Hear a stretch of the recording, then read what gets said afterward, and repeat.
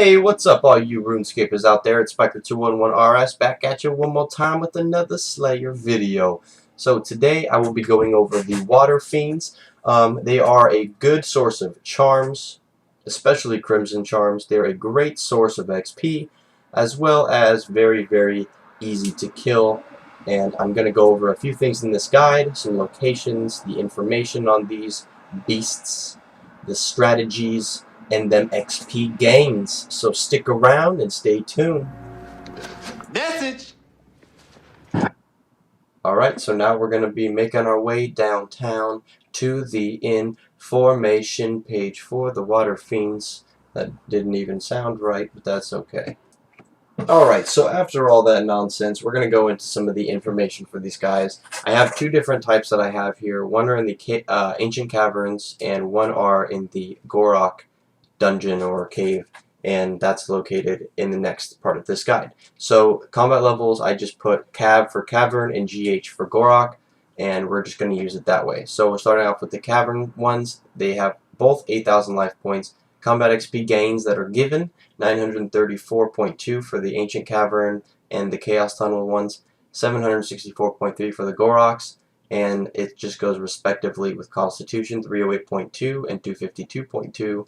In the Cavern, they are not aggressive. In Gorok, they are aggressive. Charm rates are what I really want to focus on here. They have a phenomenal charm rate. It is 79%. 79 motherfucking percent Crimson charm rate drop. Damn, dude, that is a lot of fucking drops. I would recommend bringing at least a Charming Imp from Dungeoneering if you have it, as that will you will be slaying the Crimson charms, man.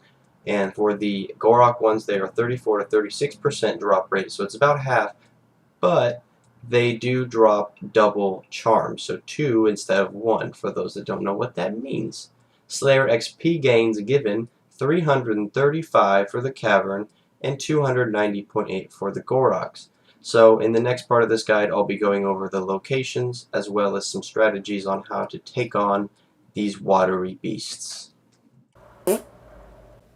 Perfect, alright, so now I'm going to just start off with the range and a melee setup, because I'm not going to go over mage just because they are mage and they are weaker to the range and melee. You can mage if you'd like, but I'm just going to go over these two strategies. Also remember to keep in mind, if you have better armor, then I'll say, this is what's recommended. So right now I'm just bringing my pistol crossbows. I could bring my Zarite bow. You could also bring a Noxious longbow with some arrows with it. I got a Leviathan ring on. I would recommend bringing Vampirism Aura. That helps with any attacks that you're taking. It will give you health, as well as a Charming Imp to pick up all those charms that I said previously. Amulet of Fury trimmed, and I'm wearing some carols alongside some Royal D'hide, and obviously shooting bolt racks instead of normal bolts or arrows. And the inventory setup I got here is some super prayer renewals. You can also get some super ranging flasks, ranging potions, and other things like that, and etc. I also recommend bringing Games Necklace if you're going to be going to the dungeon, and that will be the easiest way to get there. I'll show you how to get to that way. And then just a full inventory of food. You could also bring a pack yak for some extra food. But this is just one of the many weapon combinations and armor combinations that you could do. Again, you can it's up to preference really, as long as you're wearing high level and strong hitting range gear, because they do attack with range and magic attacks. So on to the next, we're going to be doing a melee setup. For the melee setup, it's a little different. We're going to be wearing our Tetsu armor, which is just some armor that I love, gives you good armor, good life bonus. Our skill cape, you can use a kiln cape or a fire cape if you have it. Bringing some pneumatic gloves, any nut gloves, Colonimancer's gloves, things like that. I bring a Noxious Scythe. If you don't have a Noxious Scythe, bring some Drygores. If you can't afford the Drygores, then you just kind of need to drop down some tiers until you can get the best weapon that you can wield. Obviously the Charming Imp as well as the Vampirism Aura hasn't changed, same with the Leviathan ring.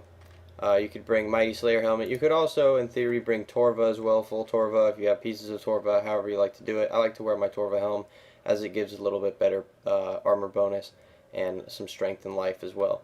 And for your inventory, we're going to have some super melee potions, as well as some grand attack and grand strength potions. and some food. I leave a couple spaces open for charms and drops, and I'll kind of eat as I go if I get some good drops. Generally, they don't have the best drops. Water talismans I usually collect, some raw sharks, things like that. You'll kind of figure out what you want and what you don't want to keep. They don't drop too many noted items, so your inventory will fill up quite quickly, so that's why it's recommended to bring a beast of burden, such as a pack yak. And that is the melee setup. So, you know, again, it's all up to preference on how you like to wear your armor and what you like to do with it, as well as having your keybind set up the way that you prefer. So I'm not going to go into that, but this is just a rough idea of what you could wear while doing this task. So for some reason when I was trying to film these last two bits, I actually lost the audio, so I'm just going to show you from here. This is the top of the wilderness to the west. You have to go through the gate where I'm showing you on the map, and you're going to have to run north. I'll put the quest required for the Gorak cave in the description below. And as you can see, you're going to have to squeeze through the rock to get inside the cave. And please keep in mind that there are, you know, these guys they do auto attack, and so you can AFK here, but there are dragons, there's steel and iron dragons. Now, I kind of forgot my way, so I'm going to speed this clip up and show you me getting there, and then you can just kind of see for yourself. You just basically have to follow this little maze that you did in the quest, and you just have to get to the north right there where that little trap door looking thing is. So, without further ado, here is how to get there. But I wouldn't really recommend it as it is a pain in the ass.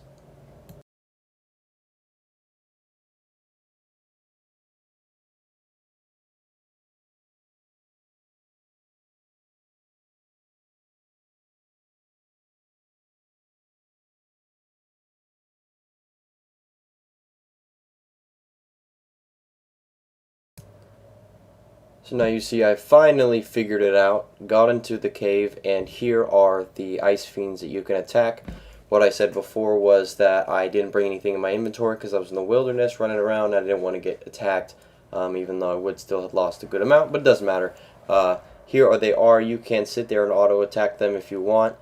Just make sure you bring some food and you're prepared for them, as they do kind of hit hard on you. I was range armor, so there you go. Those are the Gorak Icefiends.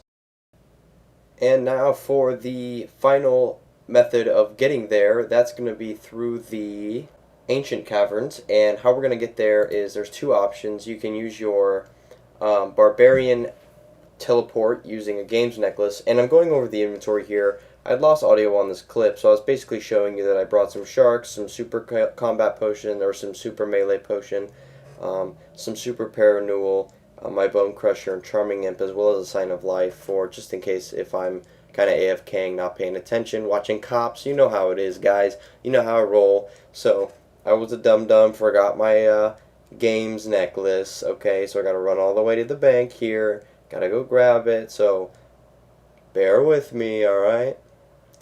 Get the freaking necklace, dude. My bank is so unorganized. Alright, great. Now that I got the necklace, you're going to use that to teleport to the barbarian outpost and run south. And remember, while doing this, you're going to need to have the barbarian training done, which is done by the guy right to the west of in a little shack where we're going to be headed. So you'll see as I run south from the barbarian outpost, you just use your games necklace. You can also use the fairy ring. The fairy ring code is BJD. I'm sorry, BJD. I'll put that on the screen. And to use it, you need to bring a spade. If you have one in your tool belt, that works as well. But you need to bring a spade and 5 bitter cap mushrooms. Okay, and then you're going to use those mushrooms on the ring, which I'll show you in a minute. But basically, once you have the barbarian training done, I believe up to fire making or something, you have to do a couple. Then you can have access to this caverns, and you just go ahead and dive into the whirlpool, as you'll see me do it eventually.